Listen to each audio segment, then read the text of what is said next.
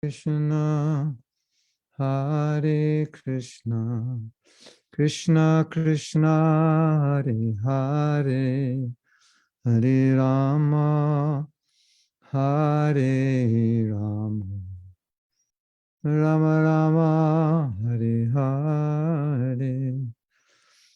Srila Prabhupada ki jai. Nama Om Vishnu Padaya Krishna Prasthaya Bhutale Shrimate Bhakti Vedanta Swami Iti Namane Namaste Saraswati Deve Gauravani Pacharine Nirvisesa Sanyavadi Paschati. Welcome to all of you. We're on Facebook Live. Okay. So, do we have any questions left from last Monday? Tanya's going to put them up.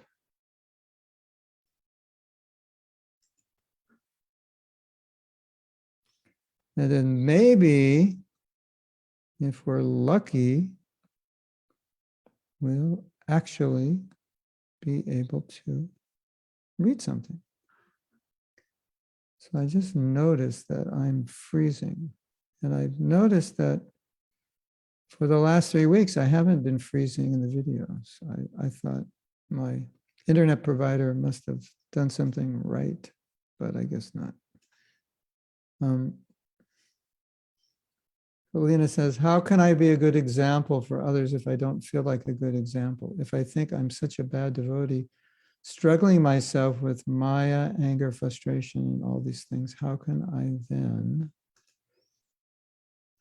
excuse me, how can I then teach others? Well, let me start with my own experience.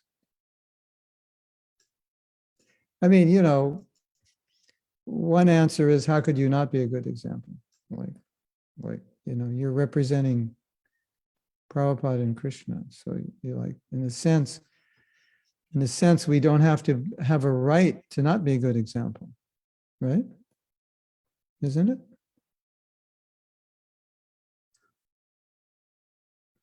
So, yeah. So, I mean, one way to think of it, Alina, is when you become a devotee, you have certain responsibilities. And I think we can say one of your responsibilities is to be a good example. Because now you're representing Srila Prabhupada. Even if it, let's say, we won't even talk about representing Iskcon, although that's obvious, but let's just talk about representing Srila Prabhupada or representing your spiritual master. I was actually thinking about this the other day.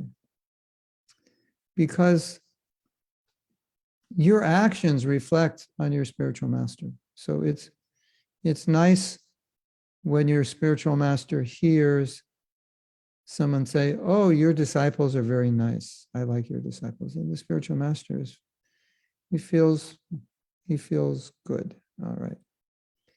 My disciples are being trained and they're actually listening and they're acting like ladies and gentlemen and they're in the service mood and so on and so forth. The spiritual master is not very happy when he finds out your disciples, they always argue with everyone. Or they're always this, or they're always that, right?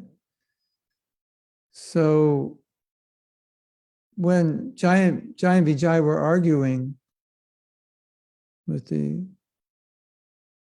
4 Kumaras, Krishna came out and he felt it was his responsibility because they were his servants and they were representing him. So if they acted improperly, it was as if he was acting improperly. You can't separate it. You can't say, well, it's just my disciples. It's not what I do. You can't actually say that. Prabhupada once told us that when you're in India, people, because you're Westerners and you're Vaishnavas, some people will doubt that you can even be Vaishnava. So they'll be watching you. And so your behavior is really your main preaching.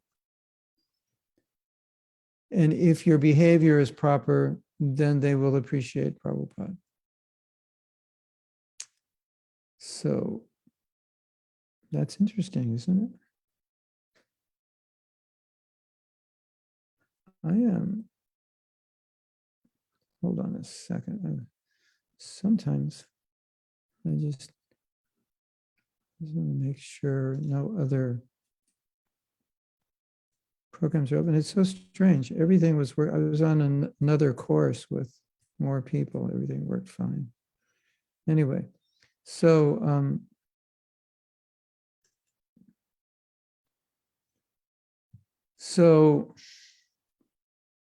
Prabhupada said, if you act properly, then people will be impressed by your spiritual master because they'll see a connection. Just like if you see a child who's properly behaved, you naturally think must have good parents, isn't it? The fruit doesn't fall far from the tree. You naturally think that way, right? And if you see a disciple misbehaving, sometimes you might think, doesn't your spiritual master train you? Or why is he allowing you to act this way, and so forth? And oftentimes people say, well, how can I choose a guru? Well, one way I say is, well, associate with the disciples, because you're probably going to become like the disciples if you have that guru, right? Like, well, how do I know he's a good doctor? Well, talk to his patients. Has he actually cured them? I mean, you go to the doctor's office and you see all these like bright-faced, energetic people running out of the office, jumping.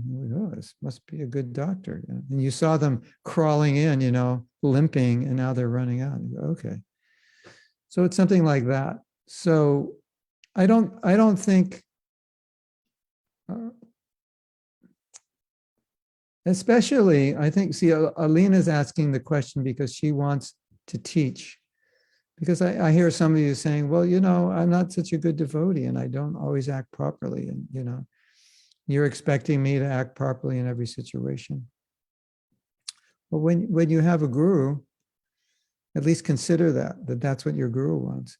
And then when you're teaching, when you want to teach, you have more influence just from, okay, let's just look at it from communication data. 7% is what you say. Certain percentage is, I think the next percentage goes up with your tone of voice, and the highest percentage is body language, right? So Braj Bihari was giving class today and he said, can you imagine telling someone, yeah, what you did, that was really good. I thought that was fantastic. Yeah. That it doesn't, your tone of voice is expressing the opposite of what you're saying. So, but if you say, what you did, it really could have been better. I mean, I understand why you did it, but I think, it really wasn't good. You can take that because the tone of voice is understanding and compassion, right? So tone of voice communicates more than what you say, and your body language also communicates. Yeah, okay. Yeah, I heard you. Yeah. So if you want to teach Krishna consciousness and you think you can get away with it by not acting according to what you say, it doesn't work. So for me personally, and maybe this is the best answer for you, Alina, for me personally, teaching has helped me so much because it forces me to live what I say. If you give me a moment, I'm going to go off and come back on. Because as soon as I came on, I froze. Well, I'll give myself, I just froze again. So let me go off and come on. Maybe I'll go on a different account. Maybe we'll have better luck. So you can also put something in the chat or make a comment. And then I will see you in about a minute.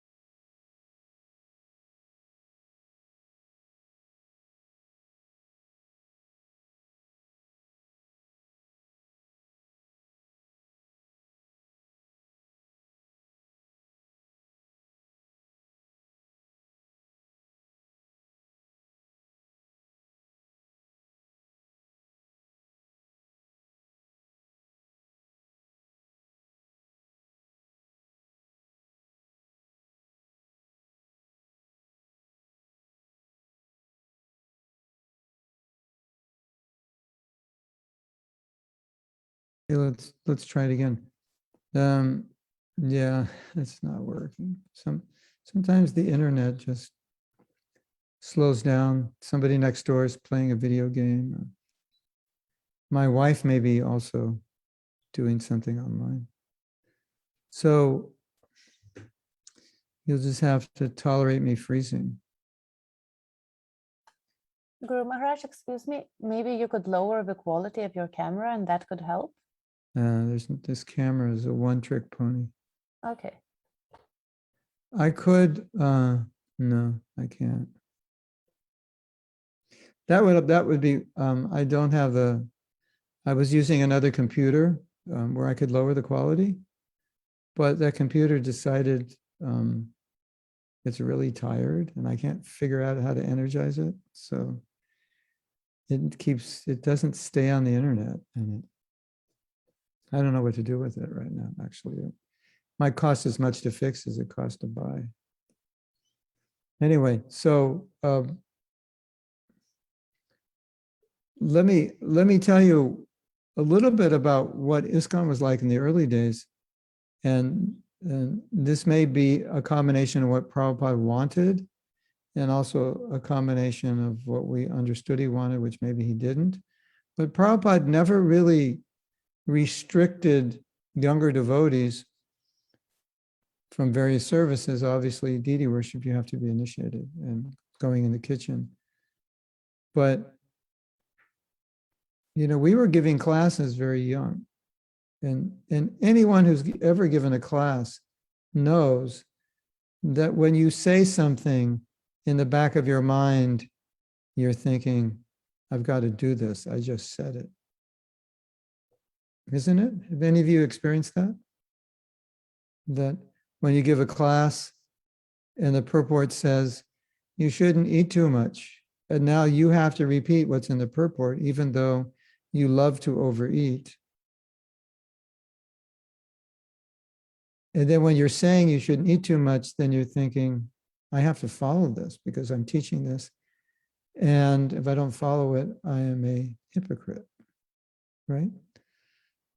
So, Alina, if you're up to the task, then teaching it's a great blessing. Now, you said something. I have to read what you said because it's important. You gave a list of all your bad qualities. Oh no, I don't have any of your old questions anymore. They're not on the chat. Because I came late. That's weird, right? Tanya, can you put up all those questions again? Okay, there they are. Maybe they were there. So, and I feel like a good example, I'm such a bad devotee, struggling with anger, Maya, frustration. So this is perhaps one of the best ways to overcome it, by being forced to be an example. But at the same time, it was never Prabhupada's mood to like do an inventory on the devotees' qualities before he allowed them to give a class or distribute books. His mood was that by doing that, you'll become better. So struggling with Maya, anger, frustration, all these things, that's kind of normal. So you're not uniquely abnormal. It's just, that's what it is. That's life. That's life in the material world. As we say, the title of my new book, Welcome to the Material World. You know, when you complain about something, my unempathetic, if that's a word, response is, welcome to the material world. In other words, like, what'd you expect? You know, it's like going into an ice skating. We have ice skating rings in America. And in places where it's hot, you go inside and they've built an ice skating ring. For you in like Eastern Europe, you're like, that's stupid.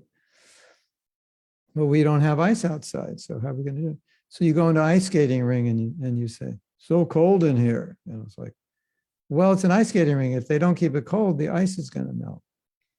You know, so, you know, I have so many bad qualities. Of course you do. You've been in the material world for like who knows how long. You know, what'd you expect? Expect you to be born with all good qualities? Well, if that's the case, you wouldn't be born. Well, Krishna told Arjuna, you were born with good qualities. But generally, if you're born with divine qualities, it means it's probably your last birth. It means you are pretty far ahead of the game in your last life. So, yeah. Can you hold on a second? Come on in. The crew is here. Yeah, here's everything. The crew is here to finish painting.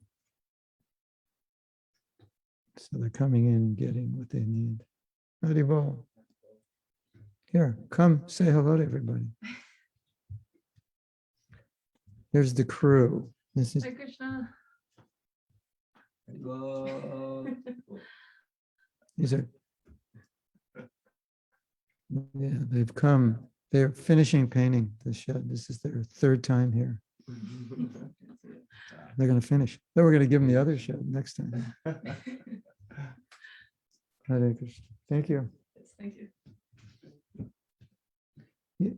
I think maybe we using that big white one. I don't remember. Oh, hold on. Don't go away. There's one thing right here.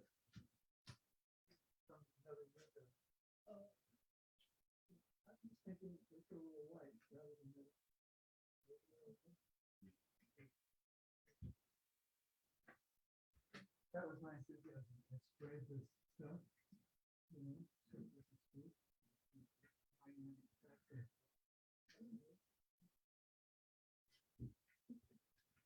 Thank you. Okay. So yeah. So I heard something. I heard something really beautiful the other day. We were having a discussion. One devotee, Ram Baru, Prabhu, you may know her. She has an organization called Karuna Care. So she helps devotees deal with personal problems, trauma, grief, etc.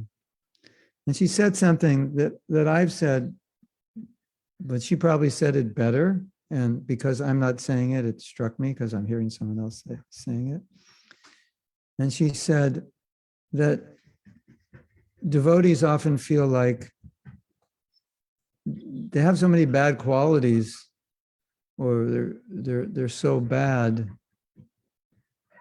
that it makes them feel guilty and shameful when they think about their relationship with Krishna and how he must feel about them having all these bad qualities. And she said, all of that is your thinking. It's not Krishna's thinking. That Krishna doesn't think that way. He always loves you. He always has affection.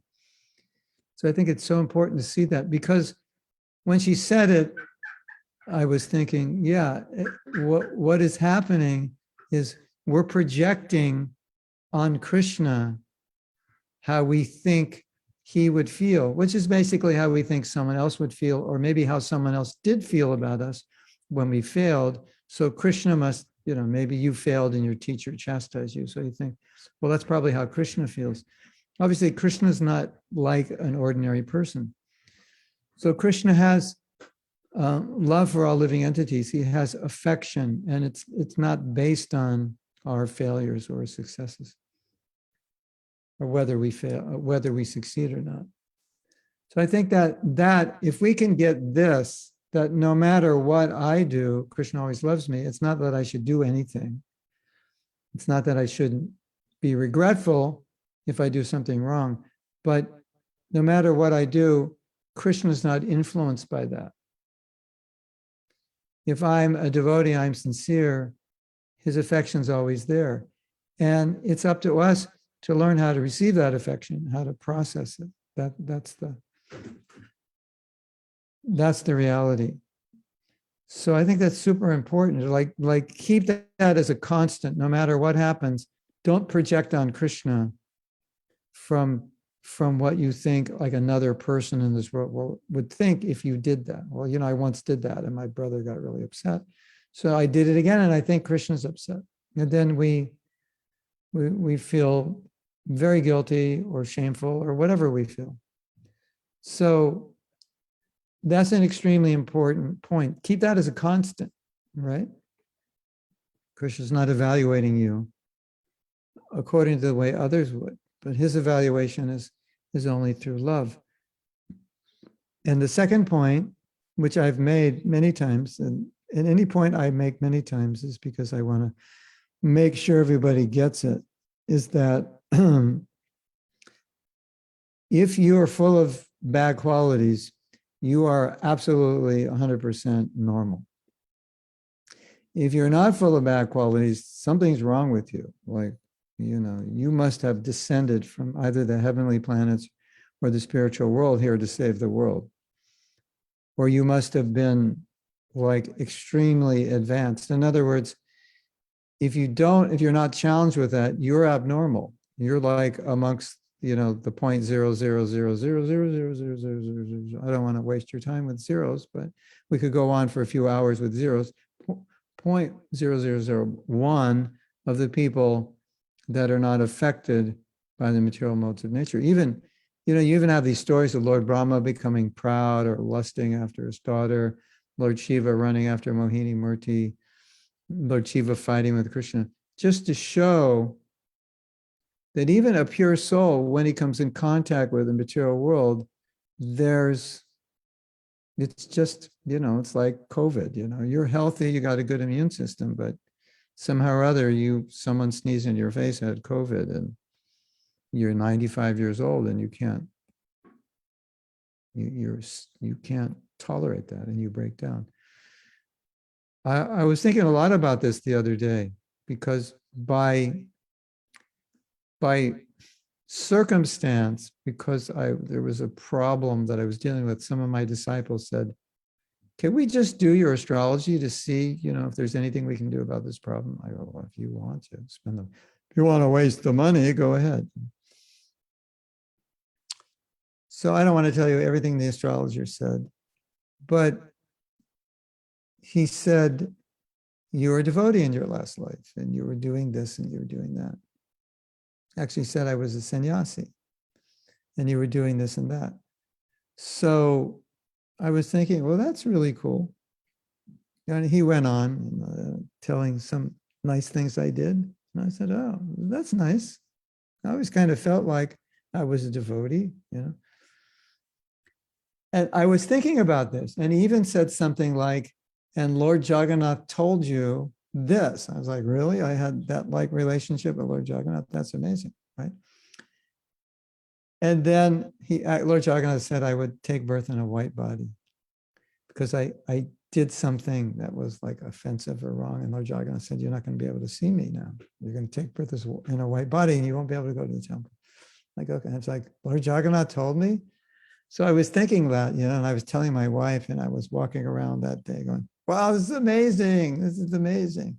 She goes, come down to earth. You don't know if it's true. And, but aside from that, I think, most of us, if not all of us, were devotees. Otherwise, why amongst the millions of billions of people in the world are there so few that just read Bhagavad Gita and go, yeah, that makes sense. And like the next day, shave your head and put on a dhoti and start jumping up and down in kirtan. So, or women don't shave their heads, they cover their heads. It's the same thing, like no hair one way or the other.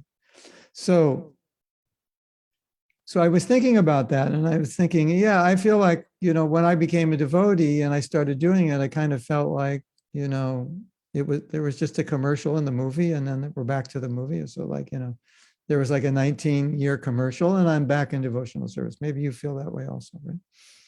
So, and then I'm in my body. You know what it's like to be in a body, right? Because you have one, your body gets hungry. And when it gets really hungry, it's like, watch out. You could destroy the universe if anyone gets like near you. You just got to eat something. You ever had that experience? Like Lord Shiva, you channel Lord Shiva until you get something to eat. He's hungry, don't get near him. Don't say anything till he eats. Right? I think like, judges make bad decisions when they're hungry. Did you know that? They make different decisions. Judges will make different decisions before lunch, right before lunch, and right after lunch. And actually computers can make better decisions than judges. And someday maybe computers will adjudicate court cases. Who knows? You'll have a robot up there. You won't be able to appeal to his compassion because he won't have any. And now, I was thinking about this. I actually think about it a lot. I said, most of us, if not all of us, must have been devotees. But my last Vyas Puja offering of last year, it must be somewhere on my website. You could read it. That was the topic, like, was I devotee? Did I take birth to help this mission? And I was, debating that. Seemed like maybe I did. I don't know. So, you're a devotee, you're doing devotional service in your last life, this and that, and then you take birth and you get a body. And what does the body do? The body goes beep, beep, beep, beep. And what are the beeps? It's called begums in Nectar of Instruction, pushings. I call them beepings, right? The tongue goes beep, beep, beep, beep, blah, blah, blah, blah, blah, blah, blah. I still have to talk all day, blah, blah, blah, blah. And the belly goes beep, beep, beep, beep, give me something to eat. And the tongue goes, give me something good to eat, right? And anger, beep, beep, beep, beep, beep, beep, beep, and just go down, all the senses. And some beep harder on some days than others, and some just always beep. And, so I was thinking about this. Okay, you do all this devotional service, and then you take birth again, and then you get a body and what's in the body? There's greed, there's lust, there's anger, there's envy. That's just like all, if I didn't have a body, all right. You might say, well, you would have it in your mind, but having, desire to eat in your mind and having an empty stomach are two different things, aren't they? Right, having an empty stomach, it's like, my stomach is actually empty right now, so I can speak from realization. Having an empty stomach is different than just thinking, oh, that would be nice to eat, but you're not hungry, right? So the one time Prabhupada, someone made carrot halva for him. And usually carrot halva is like dripping with sugar and ghee or butter. It's not really, the ideal food to eat every day if you want to, live a simple life and a disciplined life. So, and especially if you're a sannyasi and, an elderly person, physical body can't eat like they used to. So Prabhupada ate it all. He was actually licking the bowl. And when they came in to pick up the bowl, he said, don't ever bring this again. Isn't that interesting? It's like you have a body, and if the body just wants to eat nice things, even if they're not good for you. So just don't make this for me again. So even though you're Prabhupada, that can happen because you have a physical body, right? And frustrating things would happen. And Prabhupada said, when all these problems happen in Iskcon, my mind's too disturbed. I can't translate. I need to be peaceful. So, you have a body, obviously you get disturbed by situations. Not that, you give up Krishna consciousness, but to do that sattvic service was difficult. So one time a devotee told Prabhupada, said, Srila Prabhupada, it's so difficult to control the tongue, especially for young men who become celibate, it all goes from sex to eating. So they generally just eat like double what they used to and 3 times more sweets. Isn't it? Sure, John, you have that experience? Yeah. Try to be celibate, the only way around it is eat more. So, which is kind of a paradox because if you eat more, you can't be celibate. So don't live, damned if you do, damned if you don't. But anyway, so Prabhupada, this devotee said, Prabhupada, it's so difficult to control the tongue. Prabhupada said, I know I have a tongue. Like, of course, So he's a pure devotee, just, but you get a body. So now you know what the tongue wants to do. It's a body. You feel it, you experience it. So, Lena, it's normal. Not that we want to stay normal our whole life, but I think to me, it's very, very disheartening when I see a devotee lamenting about what's normal. Now, if you like to lament, if that's what you like to do, no, we shouldn't lament because that's tamasic. But if you really want to lament, don't lament about your problems. Lament about the fact that you're not doing anything about your problems. That's lamentable if you want to lament. Does that make sense? Like, I'm lamenting about my problems. That's not so helpful. And usually it's harmful. But okay, I have this problem. So what do? I should do something. That's just the conclusion, right? I'm hungry. I'm so hungry. I'm hungry. I've got to eat. And you're doing nothing. And everyone's looking at you like, why did you go in the refrigerator and get something? Oh, I'm too hungry to go in the refrigerator. I'm so hungry. It's so painful to have an empty. You know what it's like to have an empty stomach? Wow, it's the worst feeling in the world. So that's what it's like. And everyone's looking at you thinking, are you crazy? Why don't you just eat something? Stop complaining and eat something. So I think that's important for us to remember when we are starting to lament about our faults. Just think of the hungry person complaining about how hungry they are and not doing anything about it. Okay, I've got a lot of anger. Okay, what are you going to do about it? I'm going to complain about it. That's what I'm going to do about it. Not a good idea. The more you complain about it, the more you think about how bad you are, the more, as Alina said, frustrated. She used the word frustrated, right? You lose the word frustrated? Frustration, yeah, that's where frustration comes from, or at least partially, because keep thinking about how bad it is rather than thinking about what to do about it. As soon as you think about what to do about it, it's quite uplifting. It's actually quite exciting because you realize I can actually do something about it, right?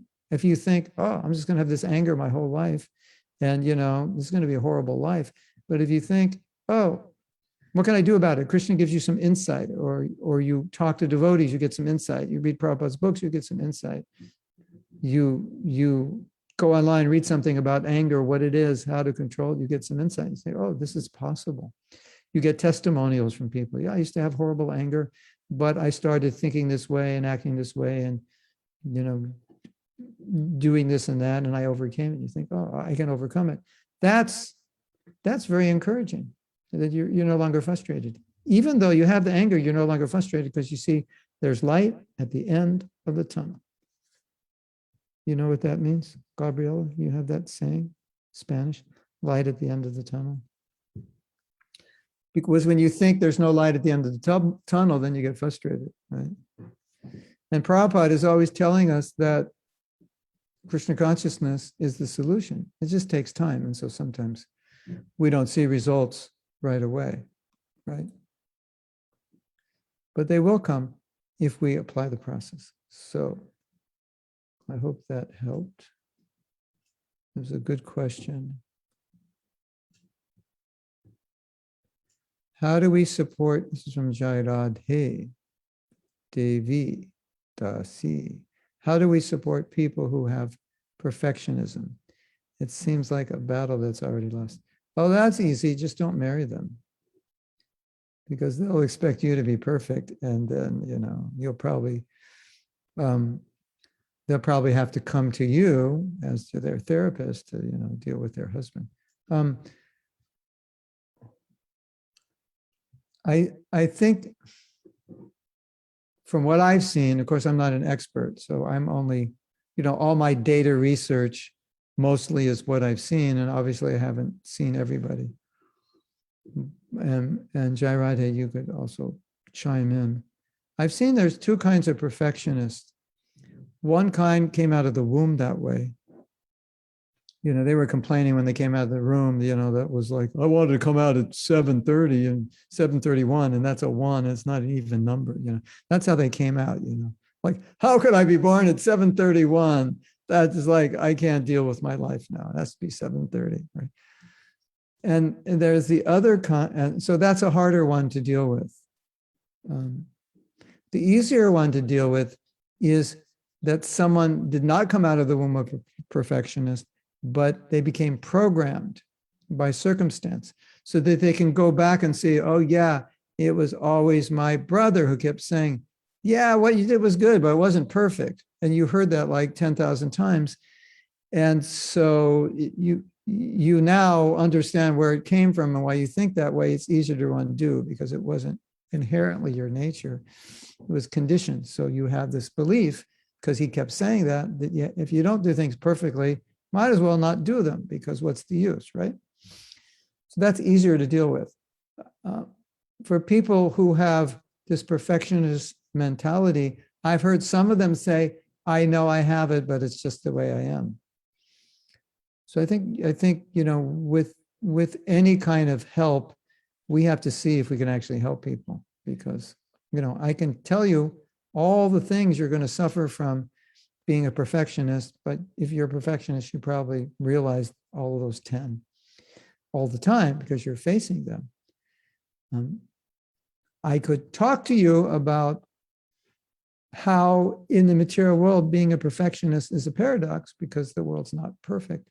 I could talk to you about what is perfect is the consciousness with which you serve Krishna, your mood, your sincerity, your motive, and so forth. But if you're hardwired perfectionist, that's difficult. So I think, as you well know, before you plant your seed, you have to see if the soil and the temperature is good. And some people, it's quite a curse, perfectionism. And there's one thing that I find, and this is personal, I don't know if this is for everybody, but I find that it's often nice to be around people who are the exact opposite. Like if you're not a perfectionist, like you don't care about anything, how come you haven't cleaned your room in the last 25 years?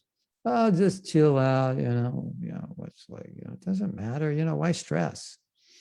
Well, kind of smells bad in here. It's stressing me out. Yeah, don't worry about the smell. Just burn some incense, So if you're a perfectionist, associating with someone like that could be really good. Well, maybe not that far. That's a little too chill, right? That's not California. That's Hawaii on steroids. That's like too chill, right? So, it's like, it's all good. It's all good. That's like, it's all, how come you haven't cleaned your room in 20 years? It's all good. Not good to my nose, not good to my eyes. So, but sometimes it's nice to be that way. If you go on Sankirtan and you're like introvert, go on Sankirtan with someone who's an extrovert, who like just walks up to anybody, even when he's not in Sankirtan, and starts talking to them. So it's like, hey, that's a nice tie. Where'd you get it? And they start straightening a person's tie, doesn't even know them. You know people like that?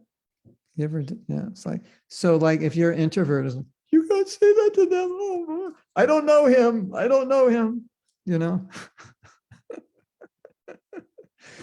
It's good for you to be around people like that because you don't have that nature. And when you see that people actually like what he's doing and they're going along with it and joking with him, you think, oh my God, if someone did that to me, I would like scream. Well, not everybody's like you. So that could be a help for someone who has a certain nature. Hang out with people who don't have that nature. Of course, that could drive them utterly crazy. I hate you. I don't want to be with you. You're so chill. I hate chill people. Everything's got to be in the right place. That sock goes on this right side of the drawer, halfway back. That's where it goes. Okay, you got it? Just chill out. And he picks the sock up and he throws it. I hate you. So it could backfire, but you'll all have to test it out. All your perfectionists will have to go to Hawaii for a while, or Puerto Rico, or just go to Latin America. It's pretty chill when they're not having a revolution or something, right? Go to South America in between the revolutions. That is pretty chill, right, Gabriella? It's just the revolutions, the demonstrations. So,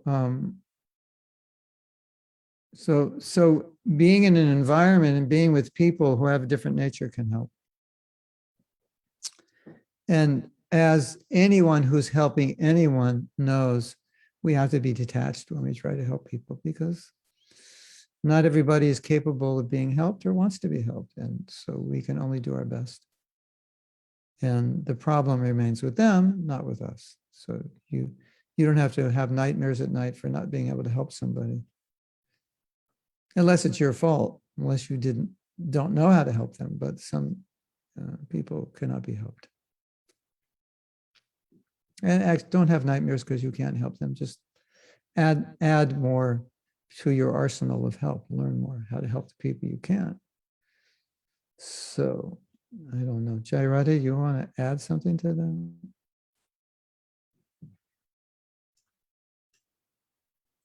Jairati's going to say, yeah, I like the answer. Don't accept them as clients. That relieves all the anxiety, right? That solves the problem in 5 seconds. I'm not accepting you as my client. That was 4 seconds. Yeah, problem's over. Yeah.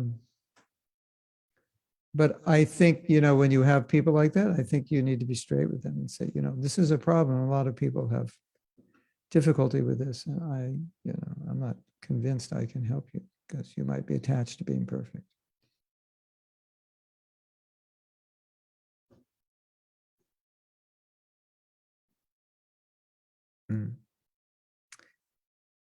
I think for us as devotees, if we have a perfectionist mentality, then when you become a devotee, it's like, oh my God, this is going to be a problem. It's like, if you have a revolutionary mood, now you become a devotee, it's like, they're all demons.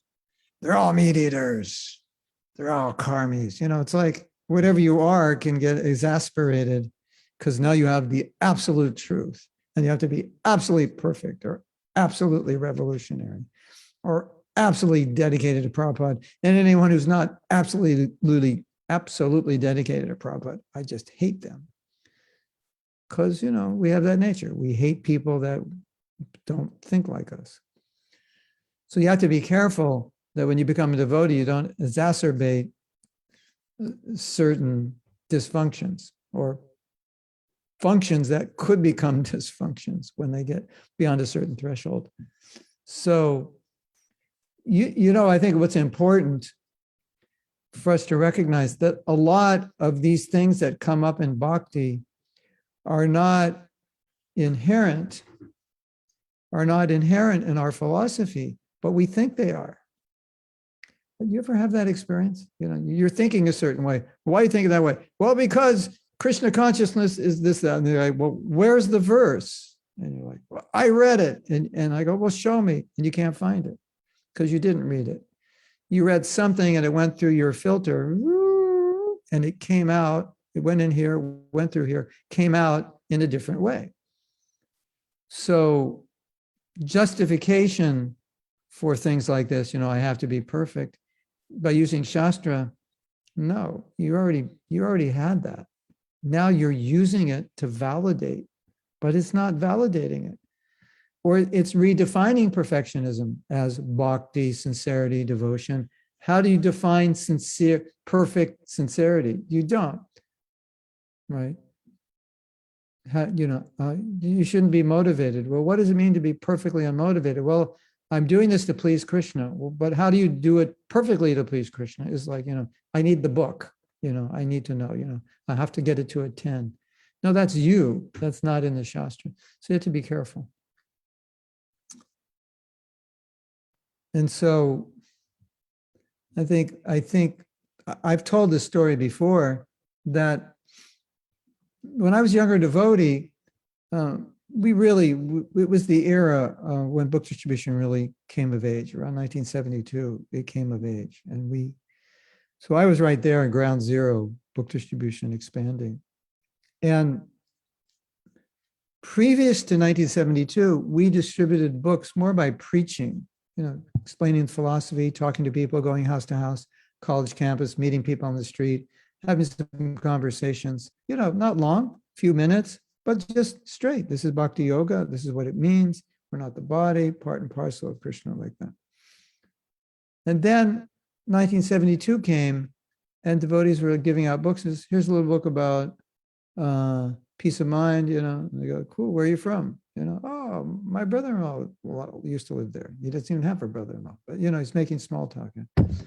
So, okay, great meeting you, blah. Oh yeah, we just take donations, we're helping kids off drugs. It went from preaching to that, right? So that was not Mahatma Das, as you could imagine, So yeah, take a little look. Yeah, it's really good. Where are you from? Yeah, oh, cool. Yeah. Okay, we'll see you later. And by the way, before you go, we just take a little donation, whatever you want to give. Yeah, just take out, $1 or $2. Yeah. And he opens his wallet. Could you give 25? That just wasn't my nature to do that, right? But a lot of devotees had the nature, and a lot of them were like ex-football players. They liked, they were competitive. I could see that, extroverted and like powerful, and they did really well in book distribution. Not that you needed that to do well, but a lot of them did that. It was just like I was thrown off a little bit from the previous form of book distribution to this one. So like they could do more books than I could. And I always used to feel like really guilty, like they're doing 20 Bhagavad Gitas, and if I can do 12, that's a good day for me. And it was like, if you don't do 20, you're like, Special Olympics book distribution. 20 is like, that's like, just to get a spot. It was actually to get a spot in the LA airport. We had so many devotees distributing there. You had to do 20 big books a day minimum, or you couldn't go. So for me, I was just like, it wasn't natural. Just like, I could, 19 years old, put me, take me to Harvard, I'll give a lecture in my sleep, no problem. But, one-on-one, trying to get some, businessman to like take a book and, get me to give more than $1, that was like, if I could even stop him in the first place, that was tough. I mean, I got better over the years. So, but I used to feel so guilty. It's like, I'm not doing many books. This is Prabhupada's heart, And then I just had to realize, I mean, in my mind, I was thinking Prabhupada is not happy with me. And I feel guilty, And it wasn't true. There was no evidence for it. The evidence was my own guilt. Prabhupada never said, if you don't distribute 20 books at LA airport, I just don't like you. Like, what verse is that? I never saw that verse, right? Actually, Prabhupada said Bhakti Siddhanta would glorify a devotee even if he sold one magazine, for 1 paisa, which was probably like, like a few rupees or something in those days. So there was I had no evidence. There was no reason I should feel guilty, but I just did. And the reason? Because I'm Jewish and I had a Jewish mother. That's the reason. Yeah, that's the only explanation I can give you, right? Or you may have your own explanation. Because I'm Indian and I have an Indian mother, or I'm whatever. I'm Chinese and my parents are Chinese. That's why I felt, you'll have your own reason. But I had to come to terms with that, because while I was feeling guilty, I would tell myself, this is not how Prabhupada feels, but this is how you feel. And so, it's just like, okay. So I think that's important for us. Sometimes my disciples write means like, I feel so guilty, this or that, and that going on. And you can see tears on the WhatsApp, water's coming out of my phone, I'm like, why are you feeling guilty? I'm not upset, And it's probably because your father would have been upset if you did that, or you think he would have been upset, or you imagine he would. He never was, but you imagine he would be. Well, he could be. I know he never was, but he could be if he wanted to be. So it's like we have to recognize it's our own guilt, right? Now, if Prabhupada said do this and you do the opposite knowingly, consciously, then your guilt is bona fide. You should feel guilty. And if you don't feel guilty, something's wrong with you. That's a different situation. Like, I consciously did something wrong. I shouldn't have, I gave in on Ekadasi to a puri. I just couldn't resist it. All right, you should feel guilty. Fast, you have to fast tomorrow. That's different, right? So I think this is super important to understand, like what is actually coming from Shastra and what is coming from us, right? And so like I say, but there you have your nature, whether it's to be guilty or a perfectionist or whatever it is, then you get Shastra, and somehow or other, you put 2 and 2 together and you get 5, and you're convinced you did the math right. And you're like, perfectionist on steroids, guilt on steroids. And there's nothing, where's the verse that made you feel this way? And you show the verse and say, a devotee should be like, and I'm not like that, and my life is ruined. It's like, yeah, but you have your whole life or lives to get there. Like, what's your problem? It's like getting on the airplane, flying to India and crying, we're not in India yet. Well, we've only been in the air 30 seconds. I know, but we're not in India. This is so bad. I can't tolerate it.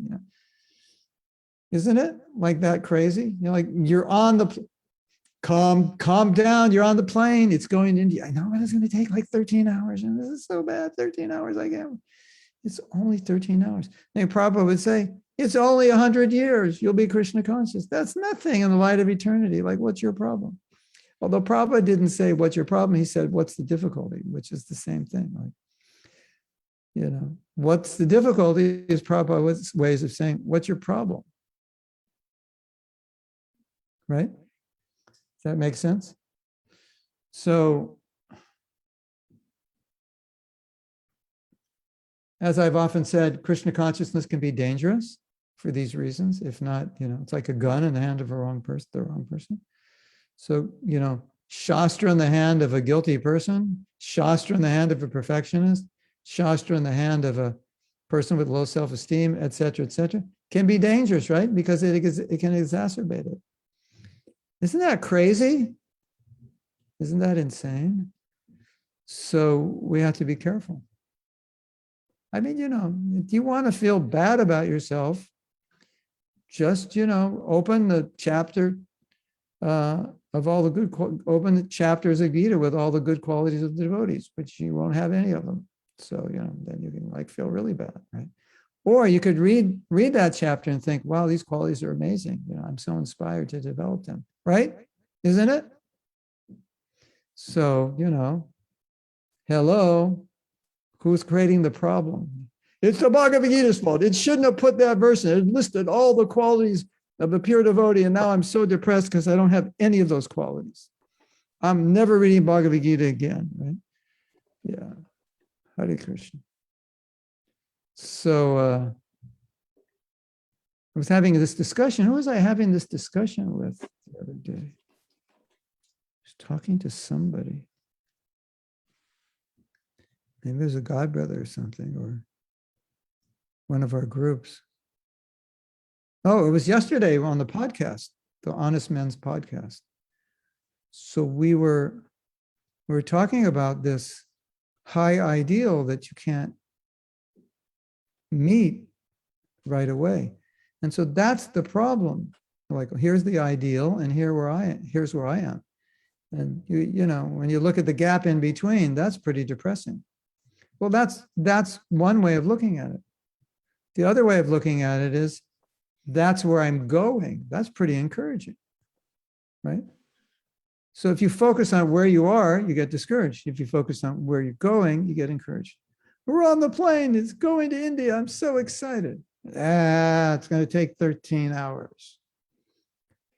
This one devotee said, he gives the example of an optimist and a pessimist. So the optimist is, today, it's a beautiful day. And the pessimist, yeah, but it's going to rain tomorrow. So, in Nectar of Instruction, Utsaha Nishcha Daya, it's telling us we need to be enthusiastic and determined and patient and so forth. You need optimism. Otherwise, you become discouraged, right? I mean, if you want to become discouraged, there's a lot of things to discourage you, isn't it?